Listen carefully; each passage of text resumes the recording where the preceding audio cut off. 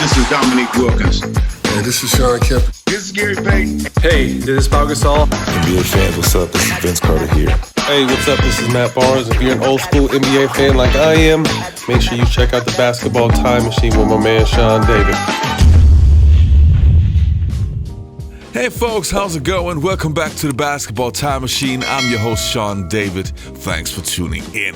Now, you know what time it is. It is old school NBA time. So in today's episode, I want to take a look at NBA legends giving their opinion on how good Shaquille O'Neal, aka the Diesel, was. And it's very interesting because there are some opinions that I didn't expect before I actually did the research for this video. So make sure you watch the video till the end. All right, enough said. Let's dive right into today's episode.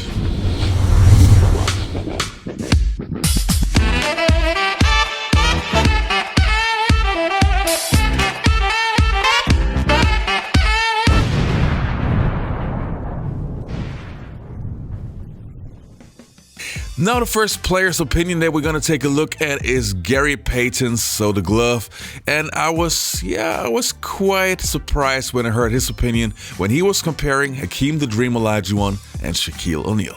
Let's have a look. I'm not agreeing with you on that because I think Dream was laid way better, and then Shaq had a lot of. I didn't hear what you say. What'd you say? Dream was way better. I thought that's what you said. I think so. Did you hear that? Yeah. Because the Dream was all around basketball. The Dream had a lot of shake and bake. He could fade away on you. He shot free throws. He did a lot of more. Shaq was more of a dominant basketball player. Dominant. Where skill set? Who you got? I'm gonna give it to Dream. Of course, I'm gonna give it to Dream. That's no question. But Dream could run the floor really well. Shaq could run the floor when he first got in the league and did like this. But then he became a player where you put it on the block, and we had to double him because he was so strong. Right. The Dream. What the Dream is, Shaq couldn't guard Dream. No, not at all. And Shaq couldn't guard Yao Ming. Right. That was the two players that he couldn't deal with. Exactly. He couldn't deal with him. He admits that though. He admits it. Yeah. He couldn't deal with Yao Ming because he couldn't move Yao Ming. Right. It's too big. He couldn't move. He could go through Dream, but Dream will work him. Right. Dream will give him 30 and 40 anytime he felt like it. Who would Shaq be if he had your work ethic? He'd be the greatest of all time. If Shaq had your work ethic, he'd be the greatest of all time. Greatest of all time by a mile. Sure. He'd be the first to tell you that, for sure. I mean, this guy was a force like I have never seen. I mean, it was crazy. You know, a guy at that size, generally guys at that size are a little timid and they don't want to be tall. They don't want to be big. Man, this dude he did not care. He was mean. He was nasty. He was competitive. He was vindictive. I mean, I wish he was in the gym. I would have had fucking 12 rings. If he had the work ethic. My God, yeah. We ain't be close. Man, it was a number of bigs that were hard to guard. Shaq was damn near unstoppable.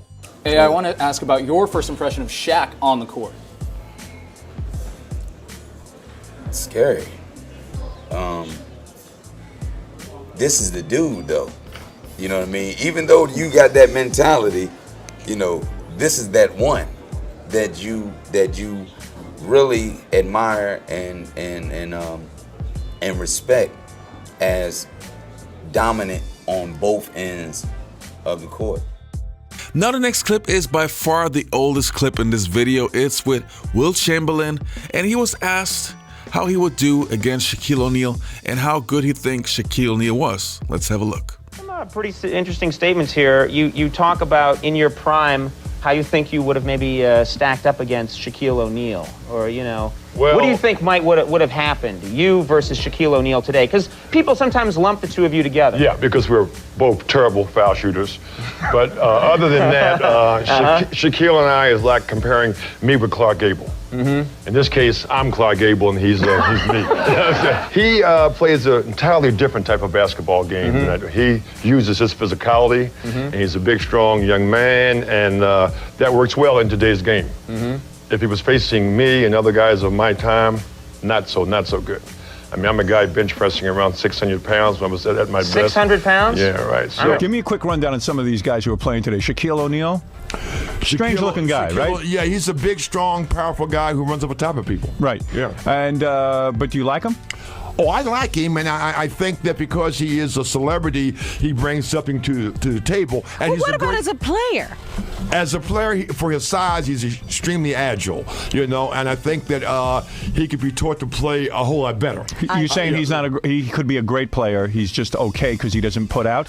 Well, he puts out. I think that now that he's getting himself back in shape a little bit, he can play a little better, but he seems to have problems in the last quarter when the Lakers lose. So it must be, if it's always the last quarter, it's about shape. The book, Who's Running the Asylum? Now, you said George Muresan in many ways has more talent than Shaquille O'Neal, and if you had to choose between Shaq or George, you would take George. This is in your book. Now, explain this one. Yeah, now you're leaving off something. I'm saying as they call fouls, though, today, Shaq gets away with what I would consider murder. So they let him go. Yeah, I mean, I would think that when you dip your shoulder and you're another type of guy and the foul's called on the guy laying on the floor, you're getting away with something. So Shaq is allowed maybe to score some points that maybe he wouldn't get.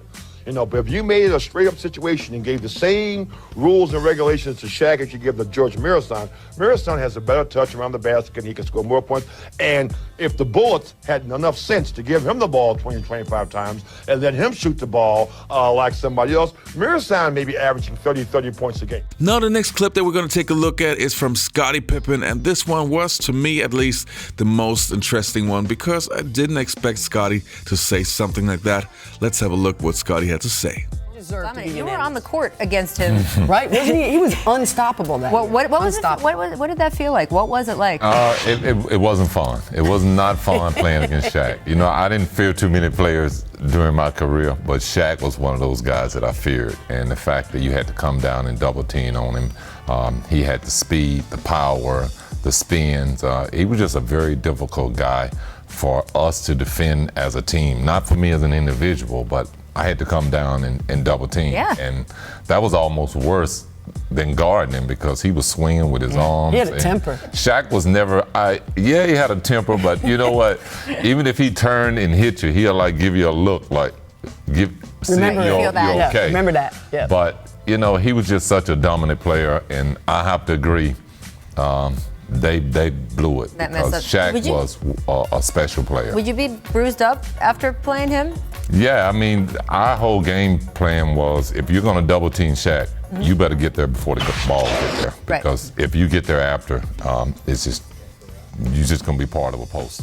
Throw that ball into Shaq, he was going to catch it and dunk it. And one thing that Shaq made you do, he made you carry 2, if not 3 bigs on your roster because you needed those fouls. You needed those big bodies because he was so dominant. So then what does that do? That shortens your ability to play small ball. It shortens your ability to play small ball because you got to have 2 or 3 bigs on your roster. There isn't carry 1, 1.5. This D'Antoni situation would have never worked. PJ Tucker would have quit before having to guard Shaq in a 7-game series.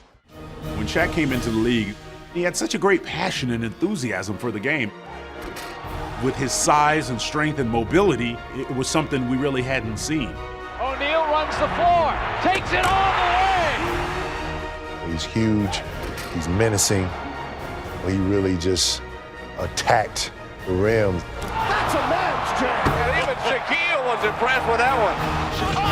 Oh, what a dunk.